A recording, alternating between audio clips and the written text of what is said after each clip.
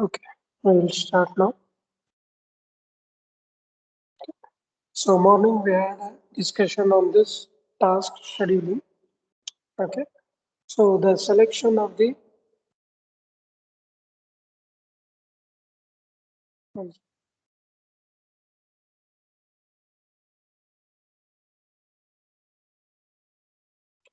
right, the selection of the scheduling criteria algorithm consider the following factors. One is CPU utilization, one is throughput, one is turnaround time, one is waiting time, and one is response time. Right. So how best you are utilizing your central processing unit so that all your task, process, threads, everything will be utilized properly using this task scheduling part. That is also one of the parameter for enhancing your system efficiency. Right. Then we have to measure about the throughput. Throughput is nothing but that gives an indication of the number of processes executed per unit of time. So throughput is nothing but how much output you have achieved or received. Okay. The throughput for a good scheduler should always be higher. Then we have a option called as turnaround time. It is the amount of time taken by a process for completing its execution. It includes the time spent by the process for waiting for the main memory, time space for the ready queue, time spent on the completing the IO operation, and the time spent in the executing the program. The turnaround time should be minimal for a good scheduling algorithm. So these are few factors which have to be considered.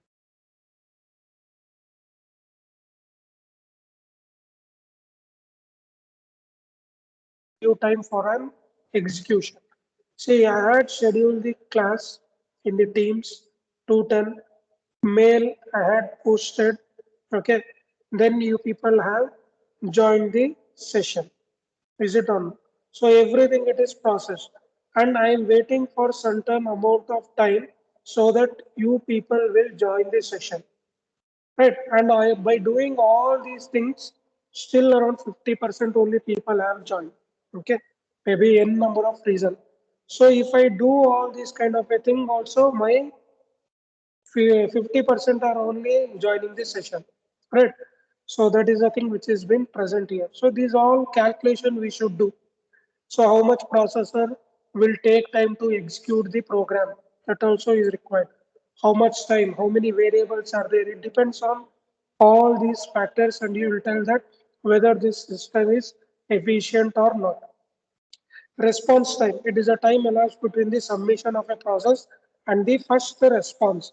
So when I'm asking the questions also, you need to respond so that it will be easy for us to carry on. Right? If I ask something and if you don't respond to that one, and if there is a delay, then whatever I will be thinking, it will be not completely explained to you. So these are all things which will be a important factor. So to summarize, a good scheduling algorithm has a high CPU utilization, minimum turnaround time, maximum throughput, and least response time. And least waiting time also should be present. See, waiting time I also give around 5 minutes. And more than 5 minutes, if I take, then what I will do? Those people who have joined on time, I am doing some injustice to those people. So exactly we need to start. If I do like this, then my efficiency will be very high. Right. So then we have something called as queues. Okay. So what is this queue? It is nothing but we are on a pipeline. Right. So one task is over. Next immediately I should do some other task. It should be ready. It cannot be in a wait state always. So whichever it is you want to execute first, it should be in the queue so that immediate processing can be done and you can complete your process at a very short duration of time. So in this also we are having different types of queues. Okay. So first the queues which you can observe is the job queue. Contains all the processor in the system. So there are multiple processor in the system. Okay. And all these processors should be aligned properly. maybe which procedure you are going to use, that is left to you, because some process will adopt round robin architecture, so where it will be given preference in the round robin. Means what? And morning I had also shown you the round robin architecture, how it will be present. So it is not like that whoever will come, it will be assigned first. So there are two ways you can assign. One is round robin architecture and one is on demand. That is two types we call. One is dynamic, one is statics. Right? Dynamic means whoever will be there, we will assign to that one. Static means we already will give assign time and everything is fixed. So that we call it as the job queue which we will be assigning. Then as I said, ready queue. So which process is ready to execute, because all input variables it will be already satisfied, then only it will be able to be present in this ready queue. Okay, then we have device queue, contains a set of a process which are waiting for an IO device, right? So devices you need to connect and you have to give commands to work on that one, right? So again, as I said, there are non-primitive scheduling, one is primitive scheduling. In real time, what we call it as a static scheduling, one is dynamic scheduling. Preemptive scheduling, the scheduler can attempt preemptive stop temporarily the currently executing task process and select another task from the ready queue for execution. Every task in the ready queue gets a chance to execute. So this is one of the feature of this preemptive scheduling. So one program is running, suddenly in between uh, a sub function will arise. So main program it will stop and give service to this one, and this ready state whatever it will be there, it will give access for that one. When to preempt a task and which task is to be picked from the ready queue for execution after preempting, the current task is purely dependent on the scheduling algorithm. So we have few numericals where we will see that there are multiple process, multiple times respond to that one, and we have to schedule which one will execute first and which will be later. Hierarchy which we are going to follow. A task is which is a preempted by a scheduler is moved to the ready queue. The act of moving a running process into a ready state by a scheduler without the process requesting it is known as a preemptive scheduling. Preemptive scheduling can be implemented in different approaches. One is time-based approaches, one is priority-based. So I discussed, right? So two ways you can do. One is time-based, you are allocating the time and it will come and it will reach. Priority-based, whoever will come, based on that one you give and do. So the various types of preemptive scheduling adopted in the task process are: first in is your preemptive shortest job first. Yes, JF. Shortest remaining time, which is SRT scheduling, round robin scheduling, priority based scheduling. Right. So preemptive shortest job first or shortest remaining time. So that is also the factor which will be very important. So we will calculate how much time it is left out. Based on that one, we will assign the task. That is the thing which we can do. Right.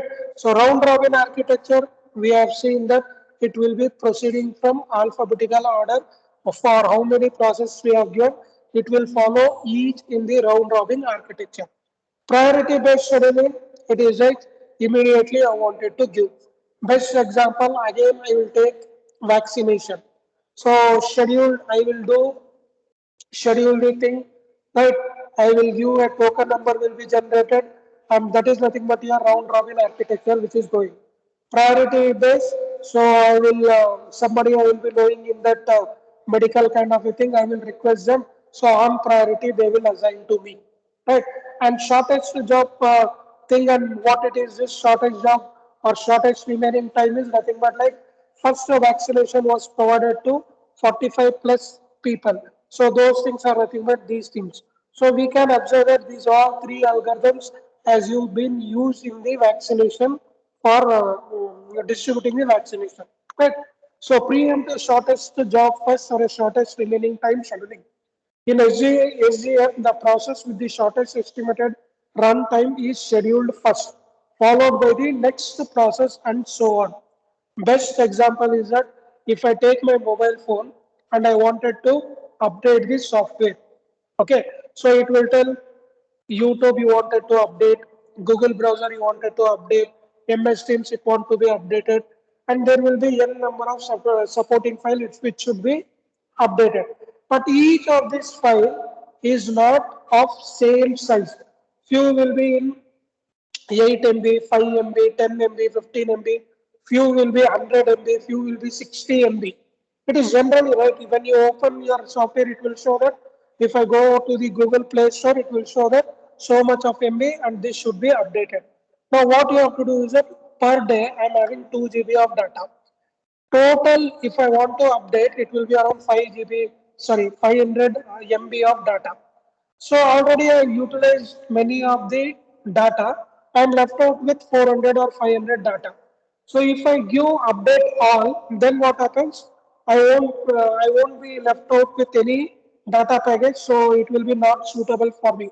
Then what I will do? I will selectively pick the app which I wanted to execute. Like MS Team is having a highest priority, so first I will update that one. Okay. If there is no priority, if it is a round robin architecture, so I will follow one method, then it will shift to the next app, then it will shift to the next app, and it will be shifting into that app. That is nothing but your round robin architecture. Or one more, which I am saying now, which is the shortest remaining time. Then what I will do, I will say, usually what I will do is that when I'm updating, I will see what is the size. So which are the app which are having less than 10 MB, I will complete that first. Next 15 MB, which are the apps are there, I will complete first. Then 20 MB, that I will complete. Then 25 MB, then I will see how much MB left out. So whether it is possible for me to know. So that is the task which I am saying here. That is nothing but your shortest remaining time, or in the app we say that what is the size available minimum thing. So that is what he is trying to explain. Okay, the preemptive SGP scheduling algorithm sorts the ready queue when a new process enters the ready queue and checks whether the execution time of the new process is shorter than or remaining. If the execution time of the new process is less, the currently execution process is prompted and the new process is scheduled for execution. So he is taking few examples which I am going to explain now. Right. So you observe that three processes with process IDs P1, P2 and P3. So there are three processes with estimated completion time of, so P1 will complete 10 millisecond, P2 will complete 5 millisecond, P3 will complete 7 millisecond respectively. Enter the ready queue together. So three people have entered, three processes have entered with their estimation of completion. Okay. Now what happens for these three processes? A new process has been added and the estimation of that one is 2 millisecond. So at the beginning, I'm having this three process, having this three different millisecond, like 10 millisecond, 5 millisecond, 7 millisecond, and I have started the process. After some time, what happens? A P4 process evolved, and that P4 process will last for only 2 milliseconds. Right. Now assume all the processes contains only CPU operation and no IO operations are involved. Right. So it involves now CPU is there. I am having these four processes. So for these four processes, for which processes I need to provide in a hierarchical order. So first everyone people will tell, sir, if you are going for this SRT, first I have to give for P4, then I have to give for P2, then I have to give for P3, and then I have to give for P1, shortest remaining time which we got. Okay, and what you have to measure is that calculate the waiting time and turnaround time for each process and the average waiting time and turnaround time in the SRT scheduling. So this is a question which is given us. So there are four process, there are four different estimation completion time, right? And we have to measure what is the waiting time, what is the turnaround time, and what is the average waiting time, and what is the turnaround time in the SRT scheduling method. That is the thing which we need to measure. So I will be writing all the things. Okay. Now what I will do is that I have written process ID and I have written here remaining time. So your estimation completion, it is nothing but the time remaining. Okay. So I have written P1, P2, P3, ready queues at 0 millisecond. So first what I will do is that first I am going to select this P2 is scheduled first, because out of these three, first one will be 5 second, 5 millisecond, which is the remaining, because this is a shortest one. So I am going to select P2.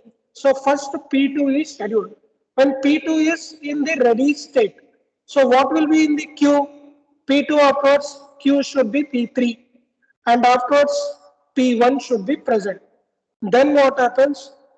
I inserted when this 3 was there, P2 was scheduled, right? So after some time, this P4 has been added. Okay, P4 has been added. Now what happened? Now whatever this P2, right? So out of this 5 second, 2 second it was already done. I am executed this because P2 was scheduled. Now when P2 was scheduled for 2 seconds, so another 3 seconds it is remaining.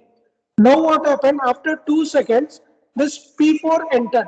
Now after P4 entered, what is the time remaining? I need to check. So P1 I have never scheduled, so it will be as it is 10 second only.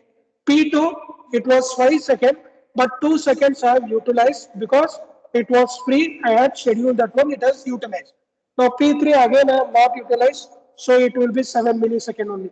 Now P4 is a new one which has been added.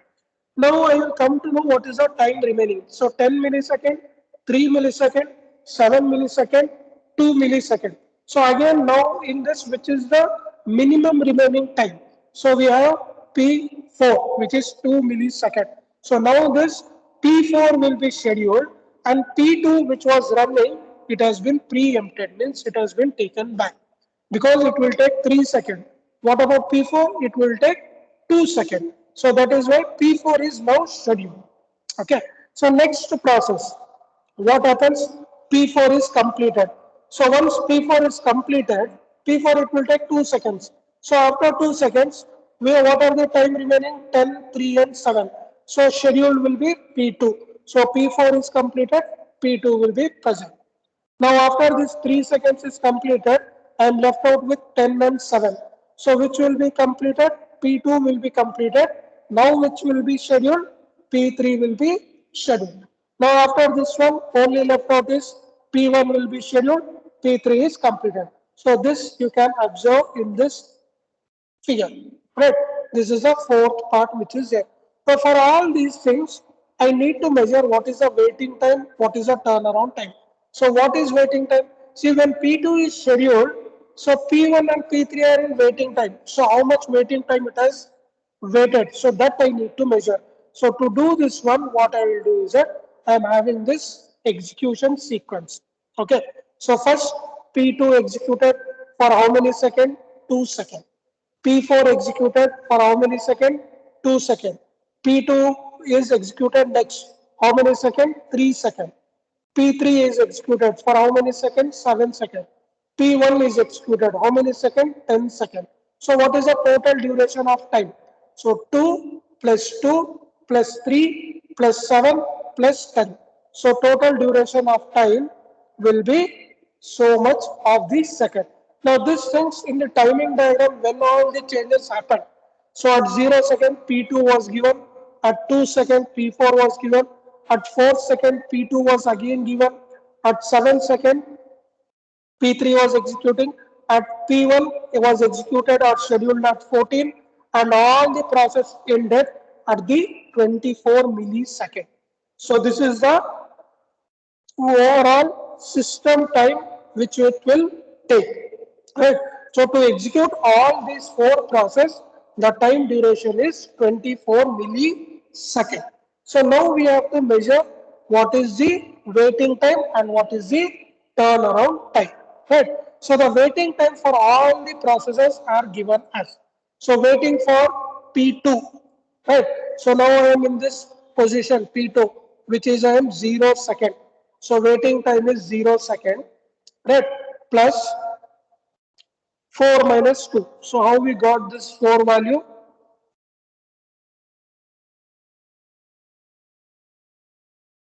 How we got this 4? I'll just explain to you.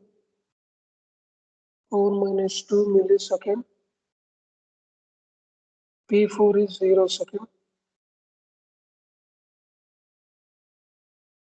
No, one of the task is taken. Hmm. Right. See, now waiting time for P2, right? So you can observe this is P2, right?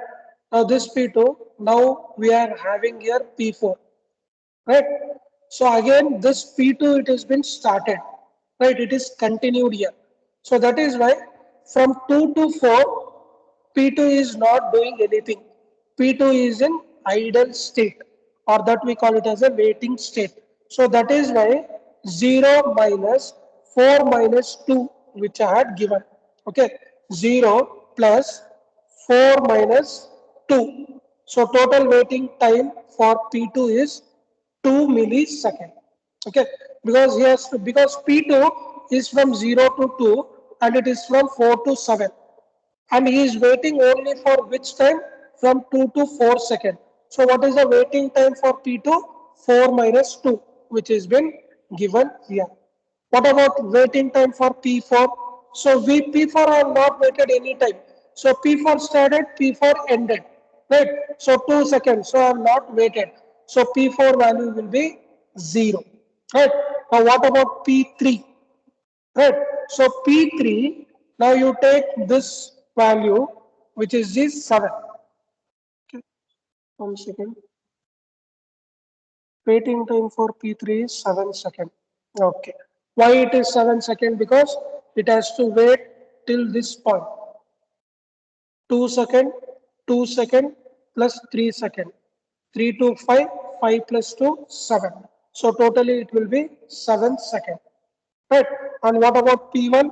P1 it will wait for 14 second because P1 is waiting for so many of second. This is the thing how you will calculate the waiting time for P2, P4, P3 and P1. Okay. Usually this P4 also is waiting for 2 seconds. And why the 2 seconds it has been not added here?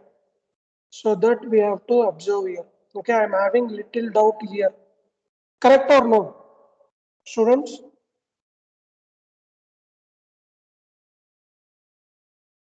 students. Yes, sir. See here, waiting time for P3 is given 7 millisecond. So P3 is starting at this point. So these are the waiting period which is 7 second, which I had written here. Okay. Now P1, it is waiting time is 14 second, which has been written here. Right. So this is correct. What about P2? P2 is here and P2 is here. For this P2, your waiting time is 0. I am not waiting. So fine, this is running. What about this P2? It will take this 2 seconds. Okay.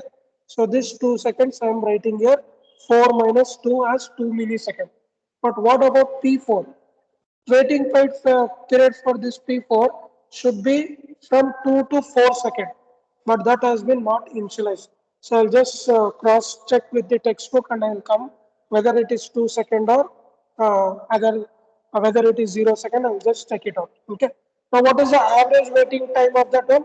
So you calculate 2 millisecond plus 0 second plus 7 second plus 14 millisecond. So how many variables are there? 4 processes are there. So you have to go by number of process. So waiting time for all the process 2 plus 0 plus 7 plus 14 divided by number of process 4. So you are going to get 23 by 4 or average waiting time is 5.75 millisecond. Okay.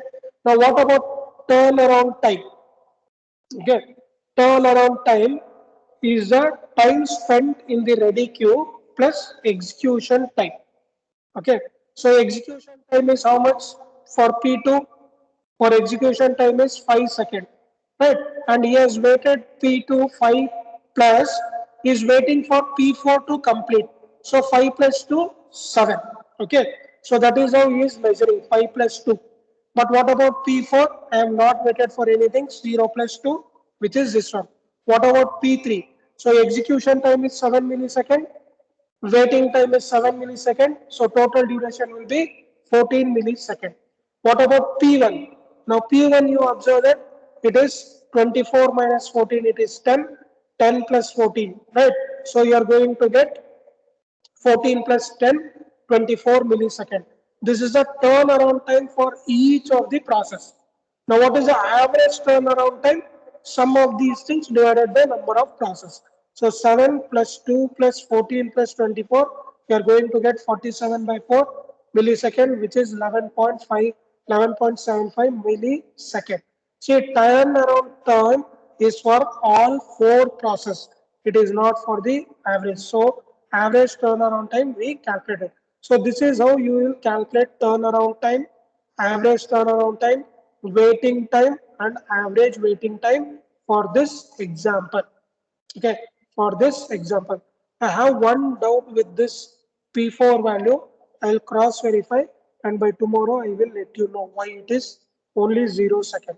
Okay, I'm having that doubt. So as we have discussed shortest remaining time, then we are left out with this round robin scheduling.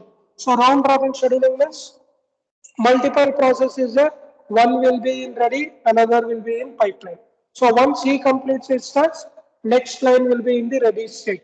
So for this one, we are having this block diagram. See, process one is execution. Right. Process 2 already pipeline. So process 3, process 4, process 5. See here process 4 is received all the data, but process 1, 2 and 3 are not completed. So without completion of this one, this will be not executed. That is the thing. So that is why we call this as a round robin scheduling. Right? Usually we will follow this method in all of the things. It will be in the round robin scheduling. Sir, why you have put me in room number 7? I want to be in room number 8. As you wish, you cannot do. Why it cannot do? Because it should follow according to that USN number. So this is one example for a round robin architecture, right? So again, same thing it will be there. So one of the feature is what?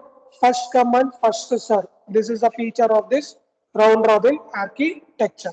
So again, we need to measure what is the time calculation. So now you will have a clear picture how much time he has to wait.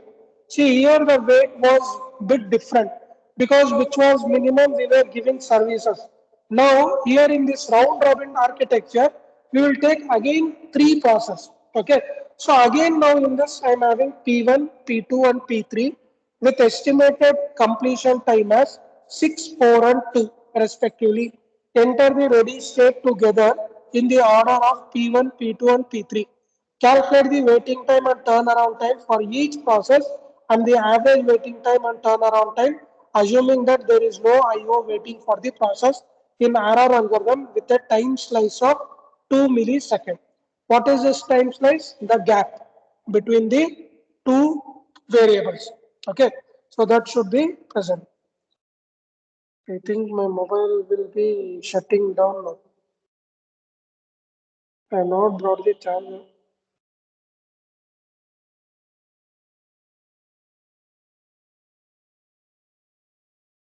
One second. I think my mobile will switch off now.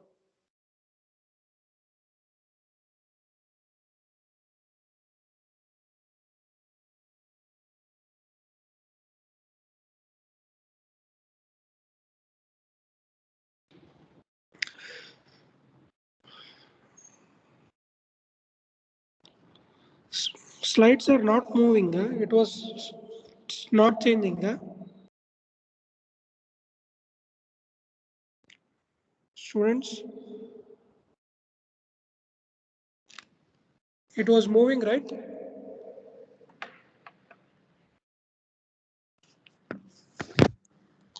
Reply ಮಾಡ್ರಪ್ಪ.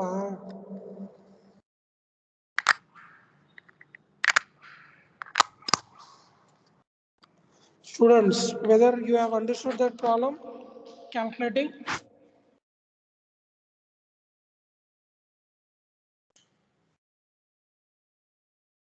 Reply ಮಾಡ್ತೀರಾ ಇಲ್ವಾ?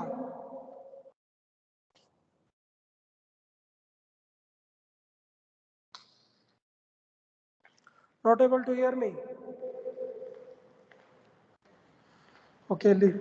So tomorrow we will continue. 3:30 we will be joining.